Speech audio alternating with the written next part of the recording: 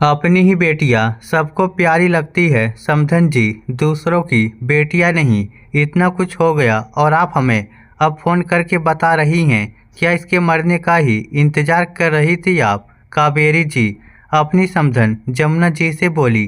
कावेरी जी के पास इस बात को सुनने के अलावा और कोई जवाब ही नहीं था। आखिर क्या कहती वो? गलती उनके बेटे विनोद की जो थी, कितनी बेरहमी से मारा है उसने अपनी पत्नी संगीता को। उसे देख देख कर तो खुद जमुना जी के रोंगटे खड़े हो रहे थे। उन्हें तो खुद पता नहीं था कि उनका बेटा विनोद अपनी पत्नी को इस तरह से मार सकता है। वो भी तब जब दोनों की लव मैरिज हो। पर कारण क्या था वो अभी तक उन्हें पता नहीं चल पाया था। संगीता तो अभी भी बेहोशी की हालत में थी। उन्हें तो आज भी कुछ पता नहीं चलता।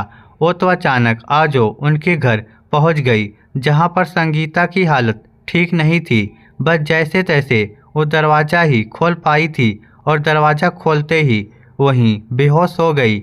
उसकी हालत देखकर तो खुद जमुना जी सहम गई थी।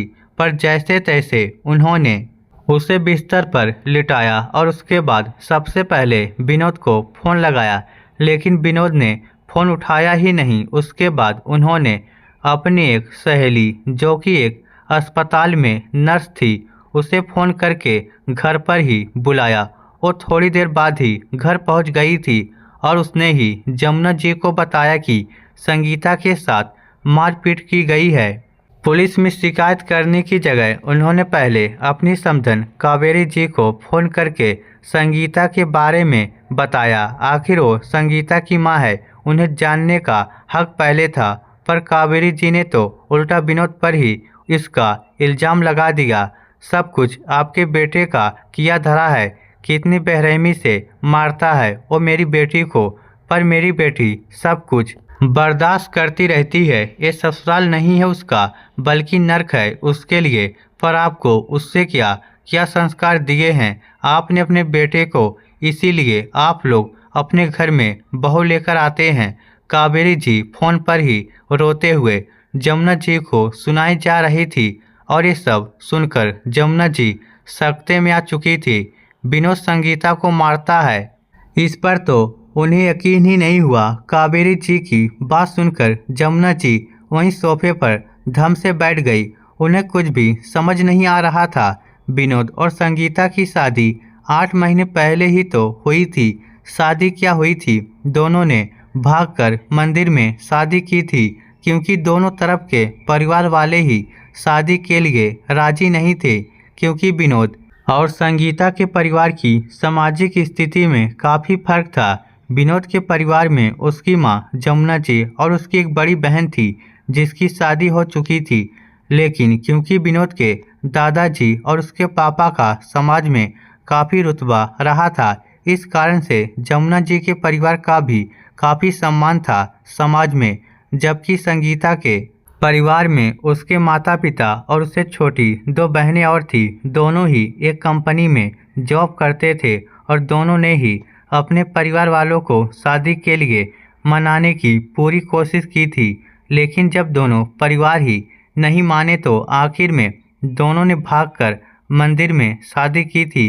उसके बाद से ही दोनों फ्लैट लेकर अलग रह रहे थे, क्योंकि दोनों ही परिवारों ने उन्हें अपनाया नहीं था। हालांकि शादी के बाद भी दोनों ने अपने परिवार वालों को मनाने की पूरी कोशिश की थी। संगीता के पिता ने उसे कभी नहीं अपनाया। संगीता की मां कावेरी जी उससे कभी कभार फ़ोन पर बात कर लेती थी। अपनी बेटी के लिए तो उनका दिल दुखता था, पर अपने पति के फैसले के ऊपर वो जाकर कोई फैसला ले नहीं पा रही थी। इधर जमुना जी ने दोनों को माफ तो नहीं किया था, पर विनोद उन्हें मनाने की भरकस कोशिश कर रहा था। वो तो आज भी नहीं आती, पर आज संगीता ने उन्हें फ़ोन किया था और उनसे विनती की थी कि एक बार ही सही उससे मिलने के लिए आ जाए। संगीता की घबराई हुई आवाज़ सुनकर वो भी थोड़ा घबरा गई थी, कहीं विनोद को कुछ हुआ तो नहीं। यह सोचकर उन्होंने विनोद को फ़ोन भी मिलाया था, पर विनोद तो अपना फ़ोन उठा ही नहीं रहा था। इसलिए घबराहट के मारे ही सही उससे मिलने चली आई थी। यहाँ आकर देखा तो ये सब हो रहा था। खैर थोड़ी देर बाद जमुना जी की सहेली ने बाहर आकर बताया कि संगीता को होश आ गया है।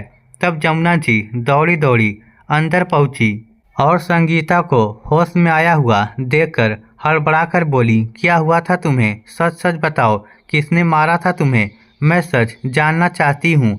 ये सुनकर संगीता रोने लगी। उसे यूं रोते देखकर जमुना जी ने फिर कहा, मैं तुमसे जानना चाहती हूँ कि क्या बात है? तुम्हारी मम्मी मेरे बेटे पर इल्ज़ाम कैसे लगा सकती है कि वो तुम्हें मारता है? सच सच बताओ क्या बात है? ये सुनकर संगीता और ज़ोर से रोने लगी। उसे यूं घबराया हुआ देखकर जमुना जी की सहेली आरती जी ने उन्हें शांतिपूर्वक बात करने का इशारा किया और उसके पास बैठते हुए बोली, बेटा क्या बात है? खुलकर बताओ, क्या सच में तुम्हें विनोद ने मारा था? हाँ, संगीता ने रोते हुए कहा। यह सुनकर जमुना जी भी हैरान रह गई, पर जमुना जी बीच में ही बोली, मैं मान ही नहीं सकती कि विनोद तुम्हें मारता है। वो मेरा बेटा है, मैं जानती हूँ उसे। विनोद कभी किसी पर हाथ नहीं उठाता। लेकिन तभी दरवाजे की घंटी बजी तो जमुना जी दरवाज़ा खोलने बाहर आ गई। देखा तो संगीता की माँ कावेरी जी वहाँ खड़ी हुई थी। उन्हें परे हटाकर वो अंदर की तरफ दौड़ती हुई संगीता के पास आ गई और उसकी हालत देखकर जमुना जी पर भड़कते हुए बोली, अपने बेटे को बचाने के लिए आप मेरी बेटी को अस्पताल भी लेकर नहीं जा रही हैं? उसकी हालत देख रही हैं, क्या हो रखी है? कितनी बेरहमी से मारा है उसने मेरी बेटी को। नहीं, मैं मान ही नहीं सकती कि मेरा विनोद ऐसा कर सकता है। और अगर उसने ऐसा कुछ किया है तो जरूर कोई न कोई बात हुई है। जमुना जी ने परेशान होते हुए जवाब दिया, क्या बात हुई होगी? मैं तो अपनी बेटी को उसी समय ले जाती जब उसने पहली बार इस पर हाथ उठाया था, पर मेरी किस्मत खराब है कि मेरे पति मेरा साथ नहीं दे रहे, कावेरी जी ने बिगड़ते हुए कहा। जमुना जी को अभी भी यकीन नहीं हो रहा था, लेकिन तब संगीता ने कहा, मम्मी जी, एक पुरुष अपनी माँ के सामने कुछ और होता है और अपनी पत्नी के सामने कुछ और विनोद ने ये पहली बार नहीं किया है। पहले भी 2-3 बार वो मुझ पर हाथ उठा चुका है, लेकिन आज तो उसने हद ही पार कर दी। आखिर मैं भी थक जाती हूँ, इंसान हूँ, इसलिए कई बार उसकी शारीरिक ज़रूरतों को पूरा नहीं कर पाती। बस इसलिए उसने मुझे कहते कहते संगीता रोने लगी, पर जमुना जी को अभी भी यकीन नहीं हो पा रहा था। इसलिए सबसे पहले आरती जी के साथ मिलकर उन्होंने संगीता को अस्पताल में एडमिट कराया। आरती जी और उसकी मम्मी को वहीं छोड़कर विनोद के ऑफिस जा पहुंची। विनोद अपने केबिन में ही बैठा हुआ था। अचानक जमुना जी को वहां देखकर वह थोड़ा हड़बड़ाते हुए खड़ा हुआ और बोला, मम्मी आप यहाँ? लेकिन जमुना जी बिना लाग लपेट के उसके पास पहुंची और जाकर उससे पूछा, विनोद तुमने संगीता पर हाथ उठाया, उससे इतना बुरी तरह से मारा? ये सुनकर विनोद थोड़ा घबराते हुए बोला, मम्मी वो दरअसल वो कुछ नहीं, साफ साफ बता, तुमने उस पर हाथ उठाया। मम्मी अगर वो अपना फर्ज ढंग से नहीं निभाएगी तो सबक तो सिखाना ही पड़ेगा ना। बस इसलिए विनोद के इतना बोलते ही जमुना जी का जोरदार तमाचा उसके गाल पर आकर लगा। पत्नी क्या सिर्फ इच्छा पूर्ति का साधन है, जो अगर वो उसे पूरा नहीं कर पाई तो उसे मारोगे?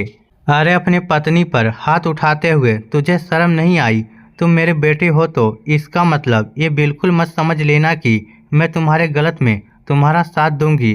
तुम्हें इसकी सज़ा तो ज़रूर मिलेगी, कहकर जमुना जी वहाँ से निकल गई।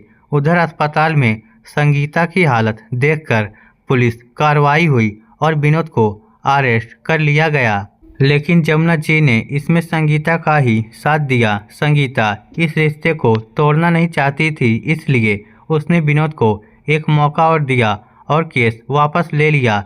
लेकिन इस बार जमुना जी ने विनोद और संगीता को अपने साथ ही रखा, लेकिन साथ ही साथ उन्होंने संगीता को साफ साफ कहा, तुम पढ़ी लिखी हो, अपने पैरों पर खड़ी हो, इसीलिए बर्दाश्त वही करो जो बर्दाश्त करने लायक हो और गलत के खिलाफ जवाब जरूर दो। लेकिन इस सबके बाद में अब विनोद की इतनी हिम्मत नहीं होती थी कि वो संगीता पर हाथ भी उठा सके। इस स्टोरी को लेकर आपकी क्या राय है नीचे कमेंट करके हमें ज़रूर बताइएगा। धन्यवाद।